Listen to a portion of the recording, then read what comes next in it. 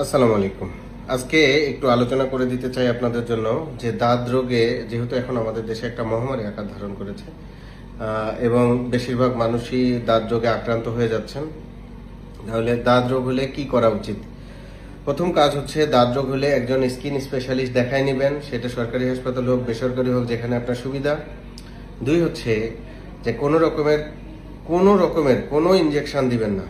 প্রথম কথা হচ্ছে এটা, যদি আপনি ইনজেকশন দিয়ে ফেলেন তাহলে এই রোগটা আপনার সাথে সারা জীবন থাকবে। কোনোভাবে কোনো অবস্থাতেই কোনো ইনজেকশন দিবেন না। তিন হচ্ছে কোনো মিক্স প্রিপারেশন, যেমন পেভিটিন, পেভিসন, ডার্মোমিক্স, ডার্মাকন, ডারবিন যা আছে ইন্ডিয়ান বাংলাদেশে এরকম মিক্স প্রিপারেশন আপনারা এই দাঁত রোগে লাগাবেন না, বা গ্যাকোজিমা এগুলো যদি একবার লাগাই ফেলেন তাহলে দেখবেন যে পরে আপনি যখন চিকিৎসা করবেন তখন দাঁত রোগ চলে যাবে, আবার যেই ওষুধ বন্ধ করবেন আবার ফেরত আসবে। এখন আপনি ইমার্জেন্সি বেসিসে আপনার চুলকাচ্ছে, তাহলে এই সময় আপনি যে কোনো অ্যালাট্রল, অ্যালাট্রিন, অ্যাট্রেজিন, বিলাস্টিন, বিলটিন যে কোনো চুলকানির ওষুধ খাবেন। সাথে লুলিজল, এক্সফিন, টেলফিন, মেলা রকমের ক্রিম পাওয়া যায় যেগুলো একদম পিওর অ্যান্টিফাঙ্গাল, অর্থাৎ দাঁত রোগে ইউজ করা যায়। সেই ক্রিমগুলো আপনি ব্যবহার করতে পারেন, করে আপনি ডাক্তারের কাছে আসতে পারেন। আরেকটা জিনিস আমরা দাঁত রোগে দিই, সেটা হচ্ছে মেডিকেটেড শ্যাম্পু। আমি মেলাবার এই লাইভটা করেছি এবং বলেছি যে মেডিকেটেড শ্যাম্পুর মধ্যে দেশে অনেক আছে, রিজলভ, সিলেক্ট প্লাস, ড্যানসেল, ক্লপিরক্স, সাইক্লোরক্স।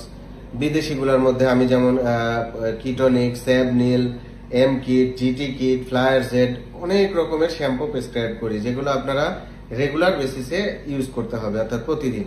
এবং সিস্টেমটা ছিল অল্প একটু শ্যাম্পু হাতে নিয়ে পানি মিক্স করে যেখানে আসে ওই জায়গাগুলো ঘষে ফেনা করে রেখে দিতে হয়, এরপর গোসল করে ফেলতে হয়। তো যাই হোক, তাহলে শ্যাম্পু দিলেন, ক্রিম দিলেন, চুলকানির ওষুধ খেলেন। আর আরেকটা হচ্ছে অ্যান্টিফাঙ্গাল কিছু ওষুধ আছে যেগুলো আমরা প্রেসক্রাইব করি। আমাদের দেশে যে দাঁত রোগগুলো হচ্ছে এটার জন্য বেস্ট হচ্ছে ইট্রাকোনাজল জাতীয় ওষুধ, কিন্তু এই ওষুধ যাদের হার্টে সমস্যা আছে তারা খেতে পারবে না, আর যারা প্রেগনেন্ট মা তারা খেতে পারবে না। তো এই দুইটা কথা মনে রেখে ইট্রাকোনাজল খেতে হবে। কোনো রকমের কোনো স্টেরয়েড ইউজ করবেন না। দাঁত রোগ 1.5 থেকে 2 মাসের মধ্যে চিকিৎসায় সম্পূর্ণ ভালো হয়।